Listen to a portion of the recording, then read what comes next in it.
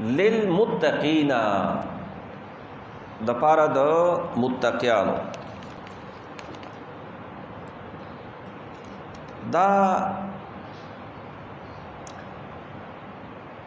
متقین خو د اسم فاعل صيغه ده د باب افتعال نه مجرد د وقا ده او د مجرد مصدر وقایتن د مصدر ده ما تاسو ته ویلو دا زده کوي د دې دا مجرد گردان صغیر کبیر هم زده کوي او مزید د دې صغیر کبیر گردان هم زده کوي. دا دوړه ملاویږي د تیسر الابواب کې شته دي. تاسو مفتدین یې وایي ساده پر ادايه د ول ډېر لازمي دي ډېر ضروری دي فرض دي. د دې نه بعد للمتقین د پاره د متقینو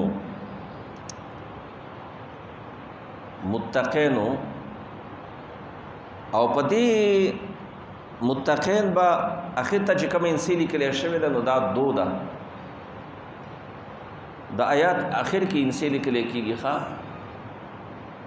کله تاسو قرآن شریف کې آیات ګورئ چې دا څوم نمبر آیات دی نو تاسو دغه آیات هنسه چې معلوموي چې دا پلانې نمبر آیات دی نو د آیات اخر کې چې کومه انسان لیکل شوی هغه له اعتباري بعضی ملګری د آیات ابتدا ته ګوري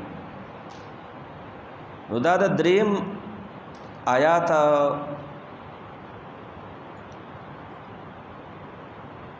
ومما رزقناهم ينفقون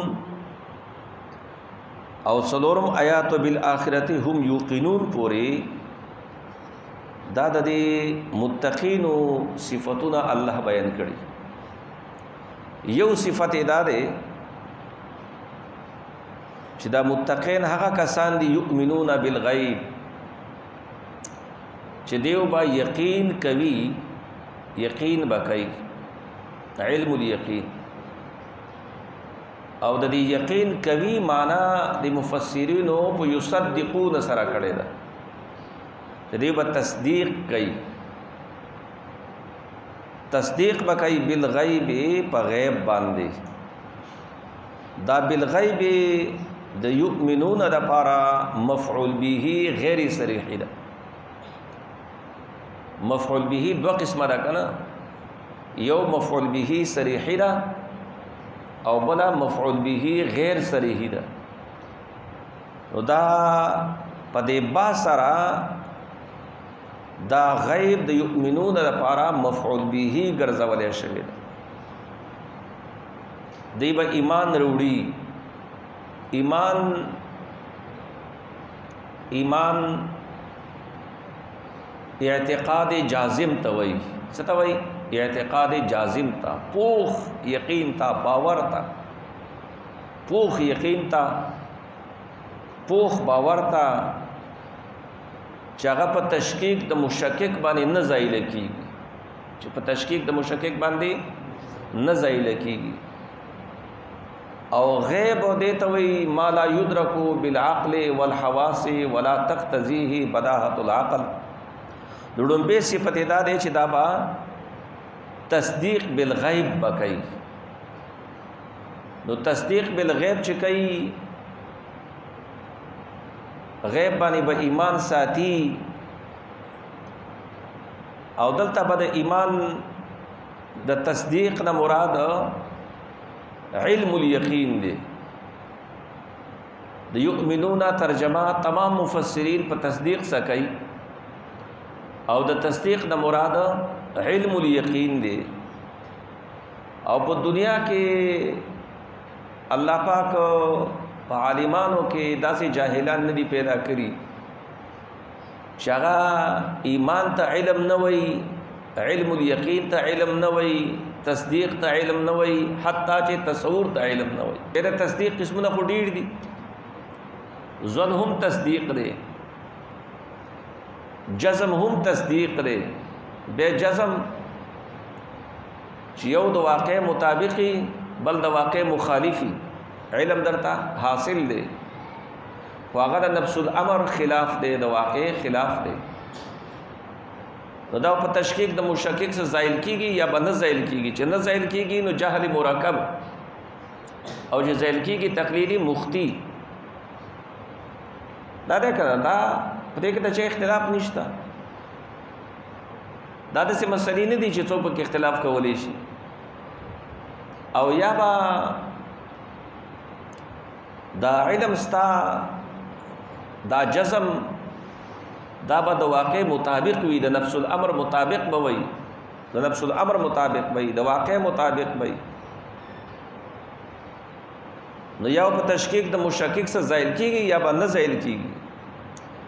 که زائل کیږي تقلید موصیب، تقلید موصیب دام تصدیق دی. او کو نه زائل کیږي نو دا یقین به. یقین په درې قسمه دی: علم الیقین، عین الیقین او حق الیقین. کدا په خبر د مخبر صادق صحیح نو علم الیقین، او که په مشاهده سره نو عین الیقین، او که په تجربه سره تجربه سره نو حق الیقین. نو په ایمان کې چې کوم علم معتبر دی نو هغه علم الیقین دی.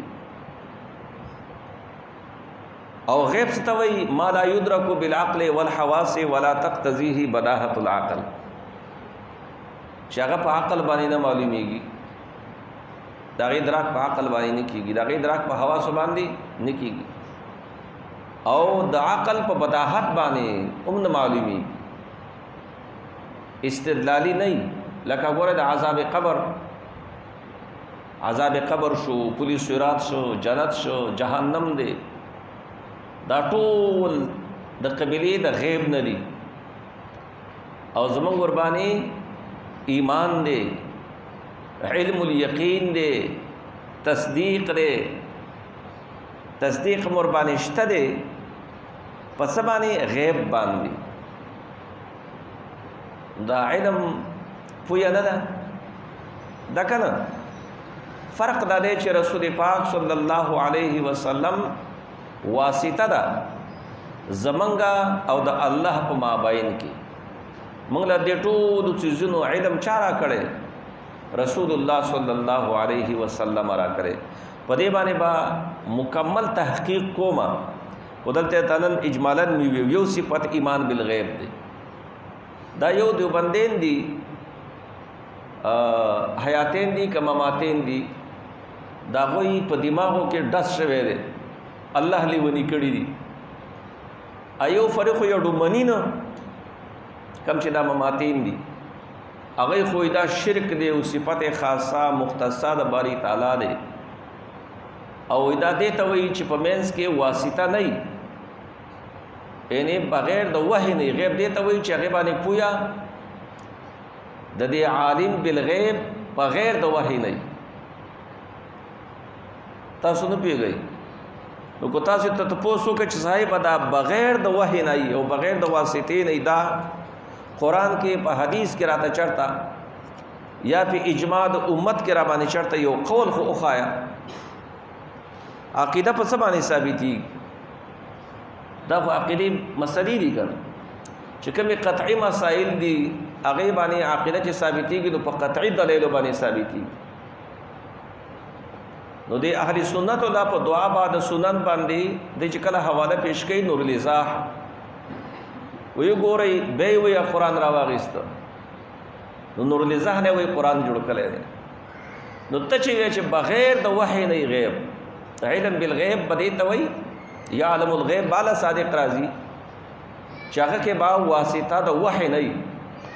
نو دا الله بنده تم په دې باندې دلیل راوړه کنه، یو دلیل خو راوړه، یو دلیل پیش کا.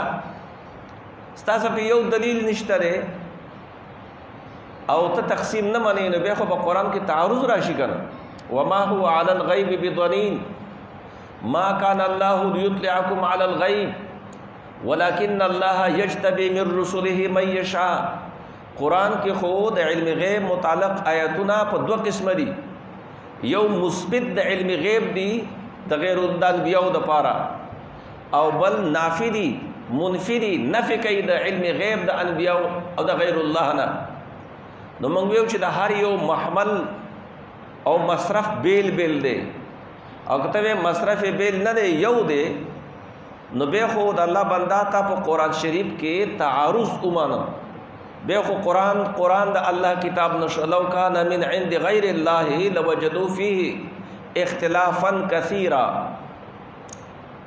تاسو دی باندې پوه شوي بل فریق هغه حیاتین کوم چې دی هغه وشته دی ولا خو جزئی دی ولا شته دی خو جزئی دی کلی نه دی دا د غټو پټکو ولم دغه خبرې کوي به دې کې چونکه دعا اسقات خیرات پیری مریدی دا منی نظم دا سنې نه پرې دوکا کړ دا ټول معلومات او محور او مرکز د معلوماتو د سنی مسائلو عمدہ غټ پټکو هغه کیسټی میسټی دا غریبانان عمدہ خبرې کوي ابریلی ته بریل وای اوس پورې د لفظ ټیکړې نه وي وای دم سنی دی دم سنی دی نو د الله بنده اوس پورې دا سنیت نه دی به جان دی چې سنیت څه شی دی نو تقسیم پدې کې درست نه دی دا کلی جزء تقسیم دا درست نه دی ښا ولی درست نه دی ځکه د علم په مقوله کې خو اختلاف شته دی چې علم د کمی مقولې نه دی خو مذهب تحقیق دا دی چې دا د مقولې د کیف نه دی او کیف څه وایي چې هغه بالذات تقسیم نه قبلای او کته دا جزئی دی نو دا په اعتبار د معلوم سو ورته چې دا جزئی دی کو په اعتبار د عالم سو ورته چې دا جزئی دی تاسو حق خوشته ما کنه کوي چې دا په اعتبار د عالم سو جزئی دی نو بیا خو علم د باری تعالی هم جزئی دی لکه الله جزئی دی کنه الله سره عالم سے جزئی حقیقی نہیں نو کوي چې چرته عالم دا علم دا عالم وی او هغه عالم جزئی نو علم جزئی دی نو بیا خو الله هم جزئی دی محمد هم جزئی دی صلی الله علیه وسلم لکه څنګه چې الله عالم دی جزئی دی محمد هم عالم دی جزئی دی نو بیا علم د واجب هم جزئی دی او علم د رسول الله سره دا هم جزئی دی او کوی چې نازو ته دا جزئی کلی په اعتبار د معلوم سره ما که معلوم کلیو نو علم کلی دی او که معلوم جزئی نو علم جزئی دی نو معلومات د باری تعالی هم کلیات او جزئیات باندې شتا او د رسول الله علم هم په کلیات او جزئیات باندې شتا به مو آیا دا هغه د دام غټه مغالطه ده د جهل څخه علاج دی دا بعضی خبرې بنده اوري انسان هغه پاره وخیږي د قصیده بردی شریف شعر دی ومن علومك علم اللوح والقلم ودا شرکی شعر دی ولی شرکی شعر دی دا د غټو پټکو والا اکم کسان ته جمع خلک چوي دا استاد سنین دی وای اسنین دی وای دا سرکانی سی د دې اختلاف کوي د اهل سنت کې تفریق راوړي هغه قصیده بردی شعر مقبول شعر دی د تمام مسلمانانو په نسبت باندې چا اوس پورې د دې رد نه کړي سوا د دې خلکو نه او دی علم دی دی ناقص علم والدی تاسو یقینو کدی باندې د سنیت بوی نه دی لګیدلې ما غوته ویلو چې ته سنی عالم محفل کې کینا مجلس کې کینا دا کوئی خوشبو در باندې درشي ستانه باندې جهل لاړ شي ته د سنیت باندې نه پويږي لیکن څوک باندې د تعصب او د عناد نه ډکه دنیا ده ته چې چاته اسلام کې وې دا ما باندې رد کوي نو حق خبرم نشي کولای نو من علومك علم اللوح والقلم دا لوح او د قلم وي څه چې خو دا دین د خدای علم په لوح او قلم کې بند کړي ستاسو د باندې خو عام قسم پويږي چې د لوح محفوظ علم دا محدود دی کله محدود دی محدود دی کله متناهی دی کله متناهی دی او لوح محفوظ مخلوق دی که خالق دی مخلوق دی حادث دی که قدیم دی حادث دی ممکن دی که واجب دی ممکن دی دا الله علم سره لا متناهی دی قدیم دی واجب دی څوک چې دا الله علم ته متناهی وای محدودی وای ځکه چې دا لوح محفوظ باندې لوح قلم باندې د علم د رسول الله د پاره کومانه نو تا د رسول الله علم د الله د علم سره مساوي د دې مطلب خدا شو چې د الله علم متناهی دی محدود دی حادث دی ممکن دی نو دبی الفاظو کې دا د خدای علم څنګه مانی حادثی مانی محدودی مانی متناهی مانی او څوک چې د الله علم محدود مني، متناهي مني، ممکن مني، هغه مسلمان نشي کېدی. ځکه زه وایم چې دا جاهلان دي، دا ناپوهه دي، غټو پټکو باندې څوک نه مولا کېږي، قلقلو ایستونه باندې څوک نه مولا کېږي، غټ غټ اوازونه راښکلو باندې څوک نه مولا کېږي. علم ځان له څیز دی او ظاهرداري دا ځان له څیز دی، شور کول ځان له څیز دی، غوبل جوړول ځان له څیز دی. نو ګورئ د الله علم لا متناهي دی، قدیم دی، نه ابتدا شته نه انتها شته. او لوح محفوظ علم دا متناهي دی، بلکې صاحب د قصیدې بردې نه حق خبره ده. هغه وایي دا علم داسې دی، د لوح محفوظ د علم لکه د رسول الله صم د علم په مقابله کې لکه د سمندر نه چې یو نهر وتلی دی او یا په کتاب لیکلی شوی د هغې نه یو سطره ده یا یو ټکی دی، یو حرف دی. د رسول الله علم د دې نه زیات دی، خو د دې مطلب دا نه دی چې علم د رسول الله د الله د علم څه دی برابر دی، داسې نه ده. دا سمندر دی که نه. اعلی حضرت امام اهل سنت امام شاه احمد رضا خان فاضل بریلوی رحمت الله تعالی علیه خلکو څه پورې سنیت نه دی پیژندلی، بریلیت یې نه دی پیژندلی چې سنیت بریلیت څه ته وایي. ځکه ډېر شیګان اوس شته دی، اوس سیدانو کې په پیرانو صاحبانو کې ډېر کسان داسې دي چې هغه روافظ دي. دا خلک د جهالت د وجې نه، د ناپوهي د وجې نه هغو باندې هم د سنیانو خیال کوي. ځکه دا خپل مسایل دې کې کلیر کټ واضح الفاظو باندې خپل مسایل بیانول پکار دي. په دې کې لیت العل نه کار اخیستل، چې شمپوشۍ نه کار اخیستل، دا د ځان سم خیانت دی، د خپل مسلک سم خیانت دی، د الله او د الله د رسول سم خیانت دی. بریلیان اصل اهل سنت دي، اصل اهل سنت، اصل احناف، سواد اعظم د دنیا د مسلمانانو کې چې کوم عقیده ده هغه د بریلیانو عقیده ده. اعلی حضرت چې زموږ امام دی، پیشوا دی، په دې معنا سره چې هغې ته موږ ته صحیح سنیت ښودلی دی. د اعلی حضرت مسلک دا نه دی چې د مسلک اهل سنت په مقابله کې مسلک دی، نه، د هغې مسلک همدغه مسلک اهل سنت دی. او مسلک اهل سنت هماغه دی کوم چې د ائمه متکلمینو، د علما متکلمینو په باب د عقایدو کې کوم چې د شرع قاعدو خیلي چې کوم مسلمات دي، تفردات نه، مسلمات اجماعي عقاید چې کوم څه د عبارت دی، هغه مسلک د اعلی حضرت دی. نو دا چې کوم دی د الله علم په مقابله کې د رسول الله علم اعلی حضرت وایي. اعلی حضرت وایي دې سمندر ته چې ستن ښکته کوي، دا سمندر دی، دې ته چې ستن ښکته کوي، ستن د ګنډلو ستن، نو د ستنې په دې سر کې به د سمندر نه څومره اوبه راپورته شي. به مشکل که کاغذ باندې کېده وایي نو کېدی شي چې کاغذ ستن اوبو ته ښکته کوي سمندر ته او ترې راپورته کوي، او بیا په کاغذ باندې کېده وایي شاید څه نمی او دندواله په کاغذ باندې ظاهر شي، شاید ظاهر شي، دومره لږې اوبه به راخېږي. اعلی حضرت وایي چې د رسول الله علم